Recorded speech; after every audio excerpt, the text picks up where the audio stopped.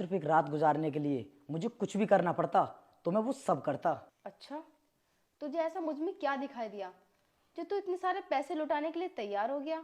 Ma'am साहब, आप हो ही इतनी खूबसूरत और हॉट कि कोई भी इंसान तुम्हारे ऊपर करोड़ों रुपए लुटाने के लिए तैयार हो जाएगा। तुम्हारी बातें और तुम्हारी हरकतें देखकर तो मुझे ऐसा लगता है कि तुम मुझे बहुत पसंद करने लगे हो। मैम साहब, बहुत नहीं, बहुत ज्यादा पसंद करने लगा हूँ तुम्हें। तो फिर ठीक है, चलो शुरू करते हैं। अरे मैम साहब, अभी?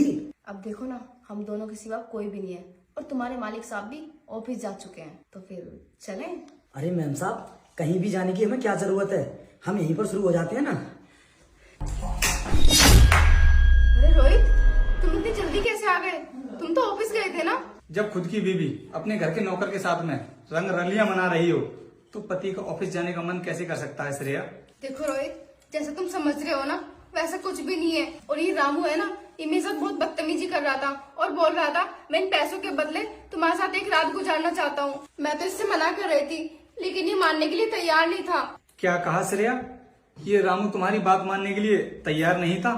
बिल्कुल उसी तरह मैं भी इस रामू की ना बात मानने के लिए तैयार नहीं हुआ था, क्योंकि रामू ने ना एक दिन मुझसे खुद कहा था कि साहब आपकी बीबी ना बहुत बदचलन होती जा रही है, हर रोज नए नए लड़कों को घर पर बुलाती है।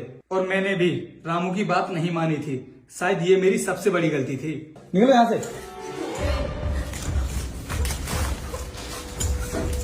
मालिक, मुझे माफ कर देना, मैंने मैम साहब के साथ ये सब करने की कोशिश की। अरे रामू, तुम क्यों मुझसे माफी मांग रहे हो? आज तुम्हारी वजह से मेरी बीबी की सच्चाई ना मेरी आंखों के सामने आ गई है। जाओ तुम अब जाकर के अपना काम देखो। ठीक है मालिक।